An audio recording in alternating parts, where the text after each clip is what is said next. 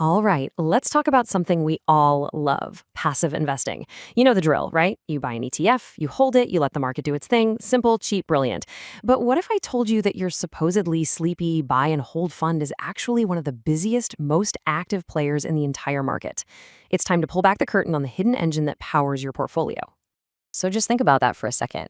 The very investment you bought for the long haul is actually supplying the ammunition for people to bet against the companies you own. How is that even possible? Well, it all comes down to a massive multi-trillion-dollar machine that's running just beneath the surface. So that's what we're going to do here. We're going to break down how this incredible machine works, why it even exists, and uncover the silent trade-offs you might be making every single time you click buy on one of those super low-cost index funds. Okay, so how on earth does this all happen? It actually starts with a pretty old idea, but one that's now been perfected on an absolutely massive scale. You can think of it as a secret rental market for your stocks. The official term is securities lending, but honestly, the concept is really simple. It's like Airbnb for your portfolio. Your ETF, which owns tons of shares in companies like Apple or Tesla, just temporarily rents them out to a borrower, usually a hedge fund. And in exchange, that borrower pays a fee and puts down a security deposit, which is called collateral. Let's follow the chain of command, so to speak. First, you've got your ETF. It's the beneficial owner, meaning it holds the title to all those shares. Then, a middleman, called a lending agent, steps in to broker the deal. And finally, you have the borrower, often a hedge fund that wants those shares so they can bet against the stock, who gets temporary custody. So let's just line up the cast of characters again. Your ETF is the landlord, the lending agent is the matchmaker, the broker making it all happen. The borrower is the tenant, who often has plans to short the stock, and crucially, there's the collateral. This is the safety net, usually worth about 102 to 105% of what the shares are worth, just in case the borrower can't pay up. So, why? Why go through all this trouble? The answer, as it so often is, comes down to one thing: money. A lot of it. This secret rental market is the engine that has fueled the incredible, relentless race to zero fees in the ETF world.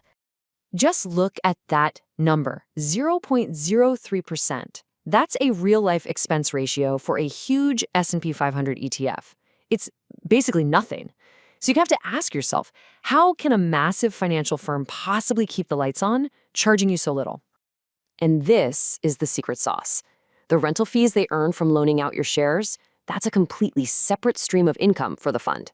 And get this, in some cases, that income is actually more than the management fee they charge you.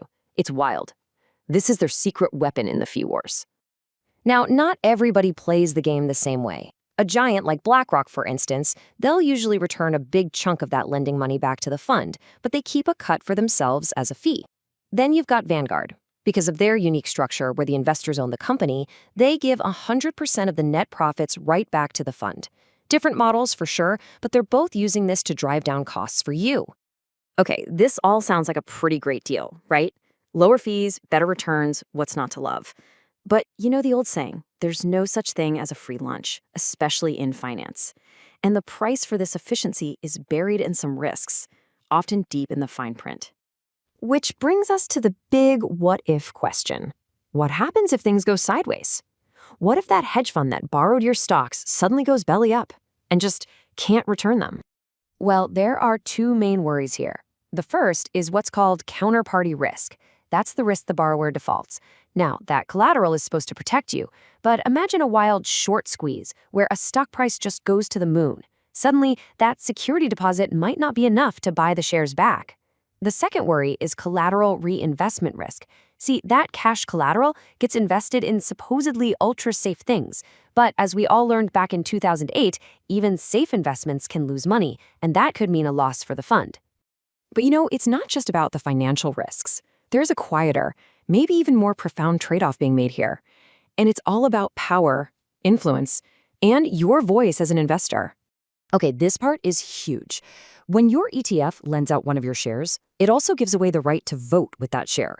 That right, your say in how a company is run, travels with the share, right into the hands of the borrower. And this is where things get, well, a little awkward. You hear these giant asset managers talk a big game about ESG and being responsible stewards of capital. But on the other hand, if there's a huge vote on a climate proposal at an energy company, and they've loaned out all their shares, poof, their voice is gone. They've silenced themselves. This can lead to something called empty voting. So picture this. A hedge fund borrows a massive block of shares just so they can vote for, say, a merger that helps them make a quick buck, even if it's terrible for the company's long-term health. They show up, cast their vote, influence the outcome, and then just hand the shares back. It's like renting a seat at the table just long enough to push your own agenda. So, after peeling back all these layers, what's the big takeaway? Where do we land? It really all comes down to one thing: the price of efficiency. And let's be clear, this system is, in many ways, a marvel. It's a masterpiece of financial engineering. It takes assets that would otherwise just be sitting there and turns them into a productive stream of income.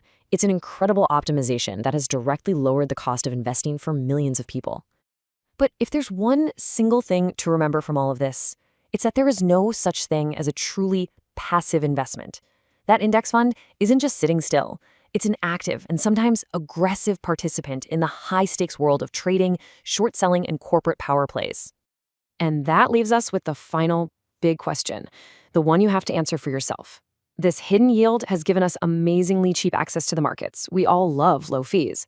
But now that you know about the hidden risks and the cost of giving up your voice, you have to ask, is that race to zero cost really worth the price?